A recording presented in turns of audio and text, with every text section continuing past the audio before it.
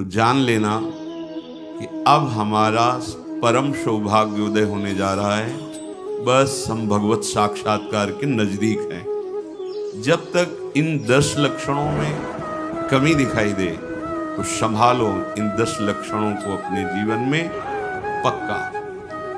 इन 10 का पूर्ण होना मतलब भगवत साक्षात्कार होना। धृति क्षमा दमोस्तेयम शौचमिंद्री निग्रह धीर विद्या सत्यम क्रोधो दशकम धर्म लक्षणम। धृति सबसे पहला है। धृति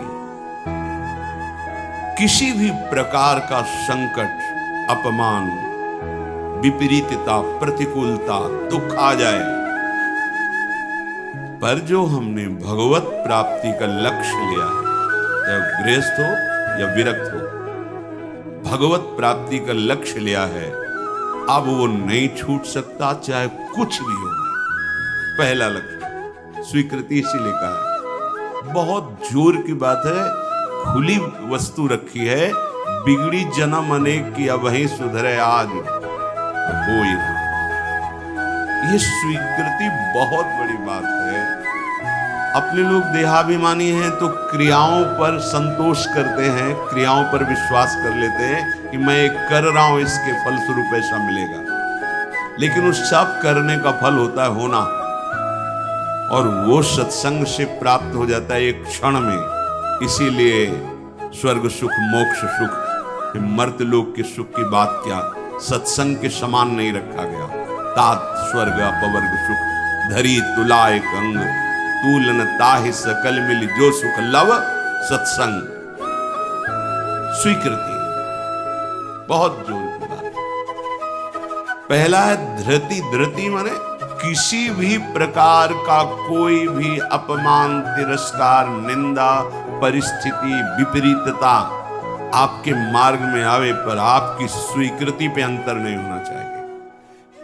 इसे धृति कहते हैं। धृति ये बहुत आवश्यक है भगवत मार्ग के पथिक को। जो स्वीकृति की हुई है उस पे कोई विक्षेप नहीं पड़ना चाहिए, जो होना सो हो जाए। स्वीकृति नहीं बदलनी चाहिए। बस तुम्हारा ये था माम प्रपद्यन्ते तास तथैव भजाम्यहम्। कोई भी परिस्थिति, कोई भी विपरीतता, कोई भी अपमान हमारी स्वीकृति में अंतर नहीं डाल सकता। मृत्यु स्वीकार करना अच्छा है, पर स्वीकृति पे अंतर नहीं आना चाहिए। वही स्वीकृति भगवत प्राप्ति करा देगी। वो स्वामी जी बाद में सब बातें कह रहे, पहले कह रहे बिगड़ी जन्म अनेक की अब वहीं सुधरे आज।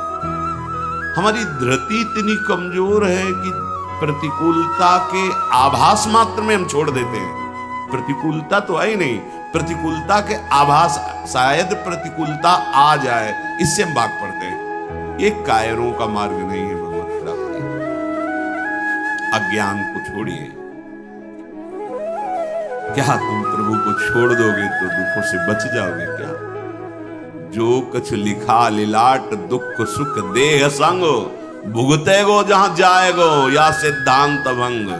या सिद्धांत अभंग तजत क्यों धीरज प्राणी। यही धृति। तजत क्यों धीरज प्राणी, वृंदावन परिहरे प्रिया प्रीतम रजधानी।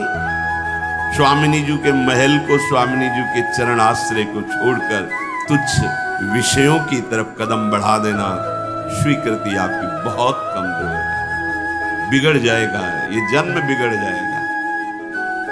पता नहीं किस युग में स्वीकृति का अवसर मिलेगा कि नहीं मिलेगा। कितना भी संकट आवे, धैर्य नहीं छोड़ना। सब कुछ सहना है, राधा राधा कहना है। नियम बना लो, जीत जाओगे। काल पर भी विजय प्राप्त कर लोगे। विश्वास करो, ये मंत्र मान लो, सब कुछ सहना है। राधा राधा राधा राधा। आपको सराहेंगे, आपको चाहेंगे, आप जो मर्जी आवे सो करो। सराहेंगे आपको, कोसेंगे नहीं। आपको सराहेंगे और आपको ही चाहेंगे। हम आपसे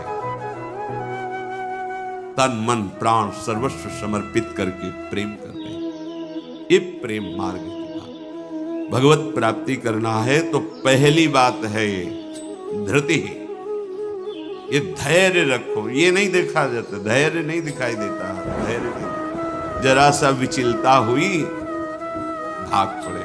कहां भागोगे? जिधर भाग के जा रहे उधर तो विचलता का समुद्र है। यहां तो विचलता तुम्हें अविचल स्थिति प्रदान करने के लिए है। यहां का भय तुम्हें निर्भय पद प्रदान करने के लिए है। और इस भय को स्वीकार करके भाग रहे हो तो महाभयावह प्रवाह है संसार का, बहते चले जाओगे। अभय होए जो तुम्हें डेराई,